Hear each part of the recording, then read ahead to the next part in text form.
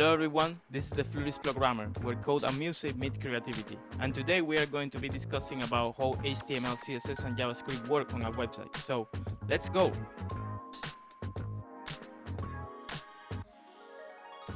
First, we need to talk about HTML, which is the bare bones of a website.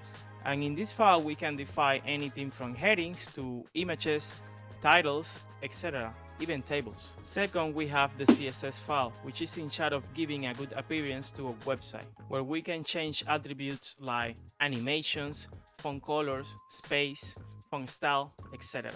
And for the last, we have the JavaScript file, which is in charge of giving interaction to our website.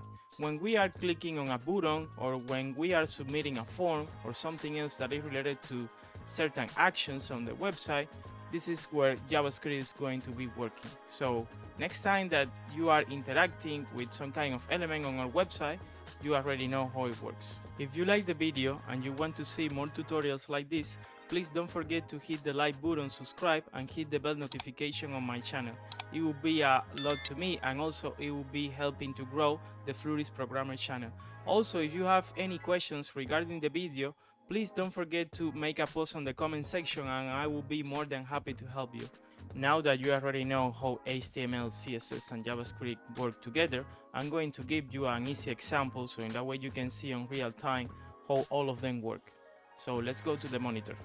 Okay guys, so now that we are here on our monitor, let's create a folder for a project. In my case, I'm located on desktop, so I'll be making a right click here, new folder. I would assign a name of Hello World. You can put the name that you want. Then let's make a right click and then choose the option of Open with Code. For those ones that will be watching this lesson, I suggest you guys that you first take the previous video that I posted 2 days ago. You can see the link here at the top. So let's continue. And now I'll be creating the 3 files. In this case, index.html.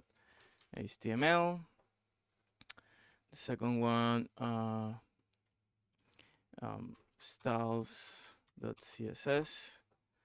And the last one, script.js.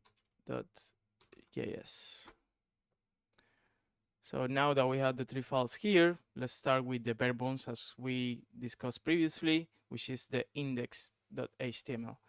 I will be using here the Emmet abbreviation. So all you do is just put an exclamation mark tab, and you get the .type structure of an HTML file. So as I was saying before, we have here the bare bones of a website. We can use different tags here. As I say, we can use headings, paragraph, bullet points, etc. I'll be showing you a few, so in that way you know specific some the elements that can be used. So by default, we have the title, which is the one that will be popping on the website, which is the website title. So let's assign something here so you can see the difference. Hello World project. Let's put that. And then we need to reference the styles file. So in that way we can give this style or a better look looking for a website. So the way that we do it is by, in this case, importing a style sheet, and we'll be using the link tag. So as you see here, I get a suggestion because of Github Copilot. So let's tap on it. And basically what we do here, we declare a link tag, and then the rel will be style sheet. So style sheet is referencing to the CSS file, and then the href property will be referencing to the location where this style.css file is located. Since we are on the root folder of the Hello World folder, that's why I'm not putting any subfolder, because everything is on the root location.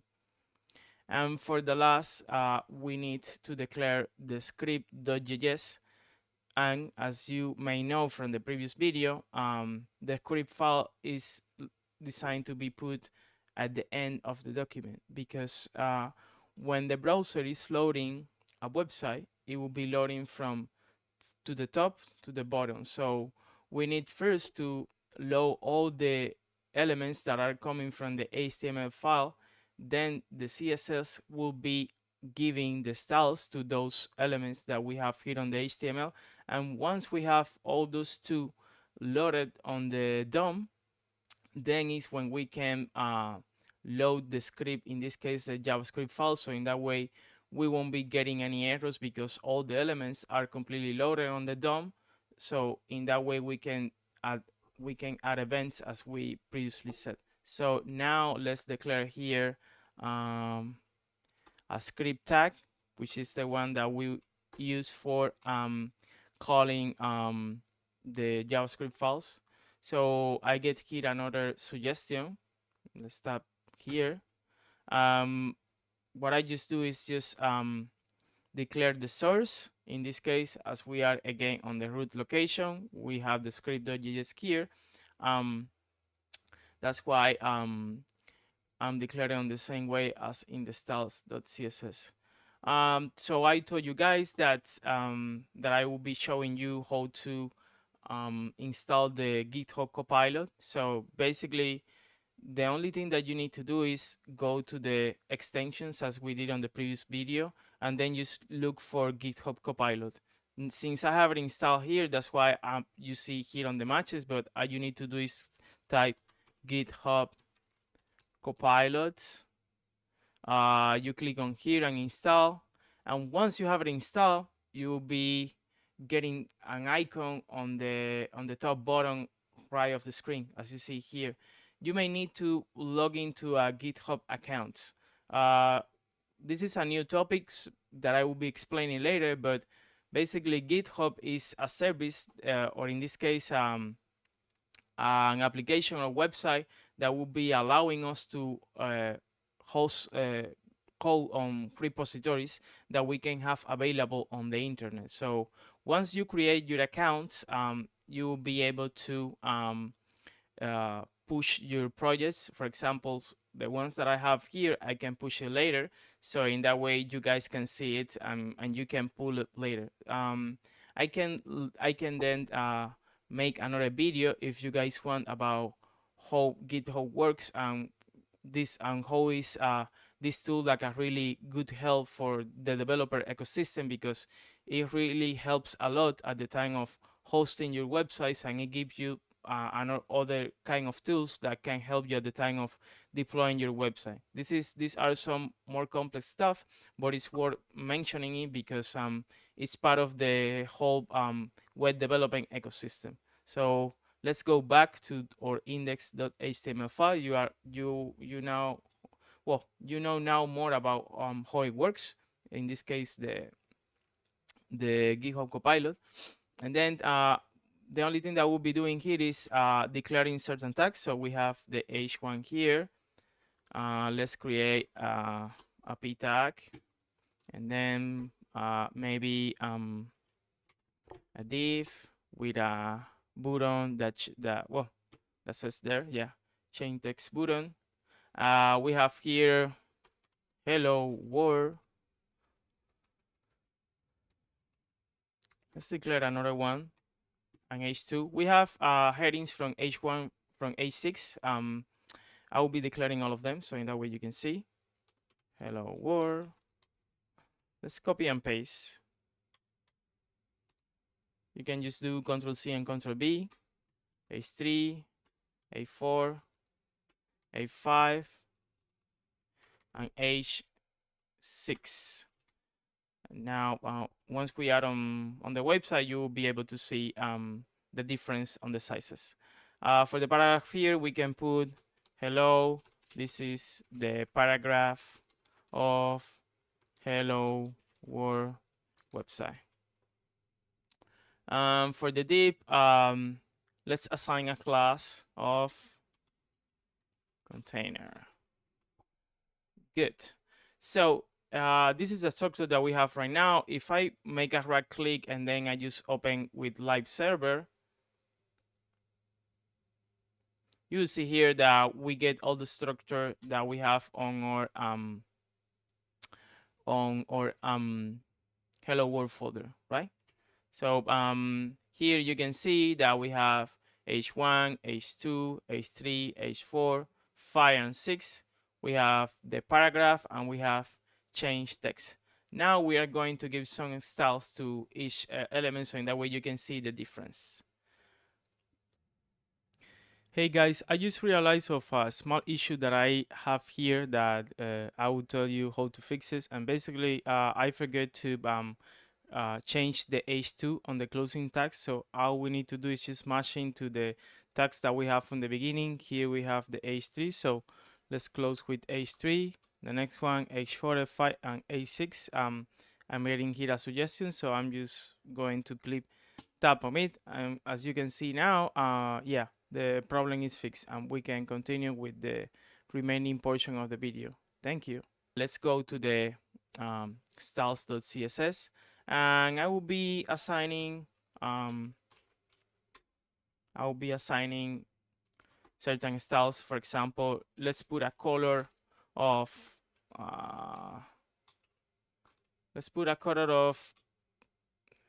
this one, Blanchet Almond, to the H1.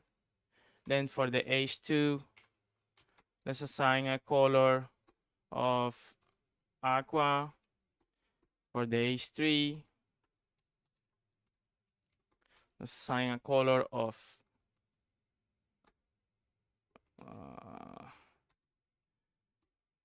I'm just getting random colors here that I get from the VS Code suggestions. H4, a color of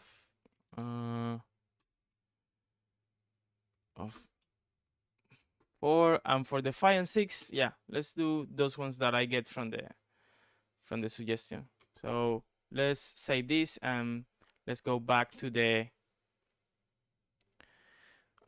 browser, and you can see here that we have different colors on our headings, right? This is the way that you can make changes to the styles file in this case. For the paragraph, let's do something different. For the paragraph, let's put a color of black, and then let's assign a padding of 4 pixels. This is for the spacing, and then let's put what else? A font style of italic, and you can see now the difference here. So as you see, this one has a color black, has a font style of cursive, and a padding of 4px. And let's do something for the button in this case. For the container, let's declare the class container, so in that way we can reference this div. Let's go back here, and the way that we assign classes is by dot container.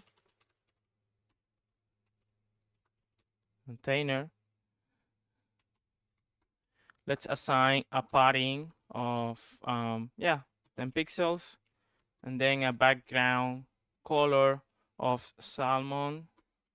Let's put a font color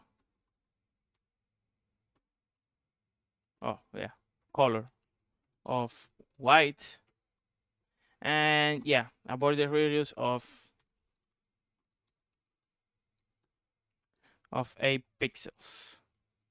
Okay, let's save that. Let's go to the browser, and you can see now that we have a different style on the container. So the container is grabbing the button. As you see, it's taking the whole screen because we haven't set that. And then for the button, let's do something different. So let's put the container, then button, For the button, let's assign a padding of a pixels, a background color of this green, border radius of 2 pixels. Oh, and also, color white, outline, no. This is for getting rid of the borders that we get by default on the browser. So as you see here, this is kind of the button that we have here. So yeah, the container, we have then the button here. Okay, and now let's assign certain interaction to the button itself. In this way, we can pop up or do something. So for example, let's copy the ID from the button here. And then let's declare a var or a const variable, in this case, const my button document dot get element by ID. And then here we are going to change the ID to change button. Once we have the button here, let's create my button dot add event listener. And the thing that we are that we want to get to here is on the click, then create a function.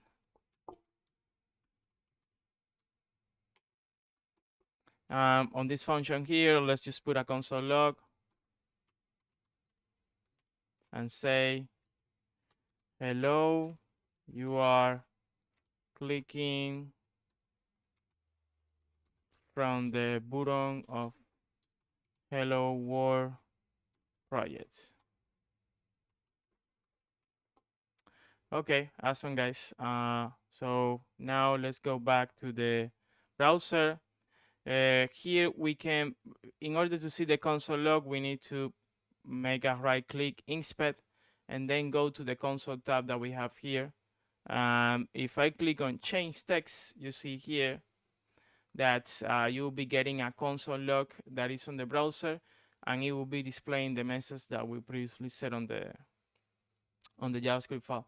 So as you can see here, of course, this is not like a professional website, but you can see in a nutshell or in a summary how all these 3 files work together. And basically, there is not any website in the world that can work without those 3. All of 3 are linked together, and they work in conjunction to get the scale, the structure of the website, plus the styles, as well as the reactivity. In following videos, I will be explaining more in depth each topic, so in that way you can understand better. If you reach out to this part of the video, thank you very much, and I hope to see you on the next video.